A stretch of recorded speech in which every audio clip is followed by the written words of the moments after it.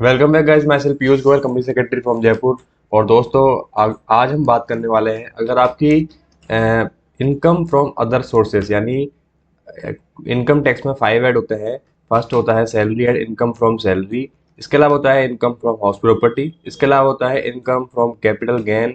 इसके अलावा होता है आपका इनकम फ्रॉम अदर सोर्सेज। तो यानी जो इनकम उन चारों सोर्सेज में कवर नहीं होती, वो इनकम जो है इनकम फ्रॉम अदर सोर्सेज में टैक्सेबल होती है।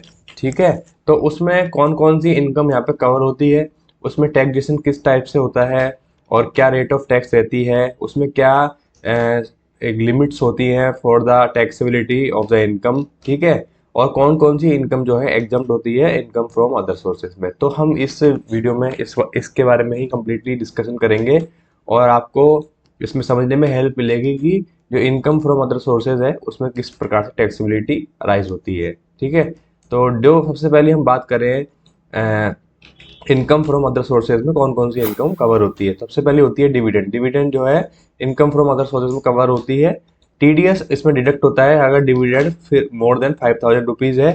ठीक है, टीडीएस जो है डिडक्टर को डिडक्ट करना होता है एट द रेट ऑफ 10% अगर डिविडेंड अमाउंट एक्सीड है ₹5,000। ठीक है, अगर वो पेन दे रहा है, तो अगर वो पेन नंबर प्रोवाइड नहीं करा रहा है तो टीडीएस जो है will be deducted at the rate of 20%।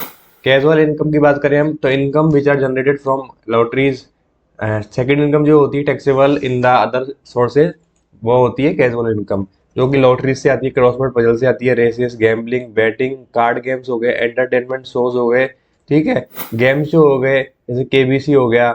इसके अलावा आपका Indian Idol, dance India dance, ये सारे सारे एंटरटेनमेंट शोज हो गए। यहाँ से जो भी इनकम अराइज होती है वो आपकी इनकम फ्रॉम अदर सोर्सेज में कवर होती है। तो एग्जाम्पल के तौर पे ऐसे किसी पर्सन ने एक लॉटरी टिकट परचेज किया 1,000 का, विन करी लॉटरी फॉर ₹1,00,000, तो नाउ टैक्सेबल इनकम कितनी होगी? Complete winning amount and not the 99,000। तो टैक्सेस ऑन कैजुअल इनकम जो है कैलकुलेटेड होती है at the rate as a 30% on winning amount plus surcharge and cess. यानी कैजुअल इनकम पे जो है स्पेशल रेट ऑफ टैक्स बताई हुई है, विच इज द 30%, जिसमें सरचार्ज और सेस ऐड करके फिर ये टैक्सेबिलिटी अराइज होगी। However the winning from motor car rally cannot be taxed as casual income as it is a return for skills and efforts in cases where the winning or is because of skills and efforts। अब third जो income का type है जो taxable होती है income from other sources में, which is the gift. तो any receipt of more than 50,000 जो है वो टैक्सेबल होता है, फुली टैक्सेबल होता है under income from other sources. अगर आपको 50,000 का गिफ्ट मिलता है तो वो एग्जम्प्ट है।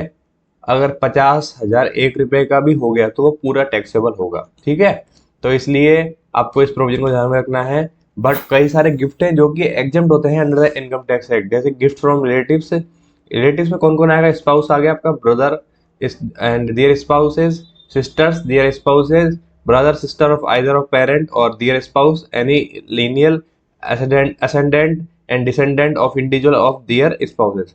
अगर कोई मैरिज के ओकेजन पर गिफ्ट रिसीव होता है आपको, गिफ्ट रिसीव होता है अंडर विल और बाय इनहेरिटेंस। गिफ्ट रिसीव होता है इन कॉन्टेम्पलेशन ऑफ डेथ और प्रेयर। ठीक है, इसके अलावा गिफ्ट रिसीव होता है फ्रॉम लोकल अथॉरिटी और रजिस्टर्ड ट्रस्ट। तो income by way of interest received और compensation if it is not charge under PGBP. तो वाट एवर इनकम जो रिसीव होती है by way of interest on compensation, they are not charged under PGBP, then they are charged under income from other sources। income from security, income from letting out of machinery, plant, furniture, ये सारी ऐसी income है जो कि income from other sources के जो head है उसके अंदर ये जो है टैक्सेबल होती है। Income from subletting of house property. ठीक है, income from interest on bank deposit, income from remuneration receipt from a person other than is employer for evaluation of salary. ठीक है, इंश्योरेंस कमीशन, अगर income received by insurance agent और those who are into the business of insurance, then such cases the income is calculated under PGBP। तो other people it is calculated under income from other sources।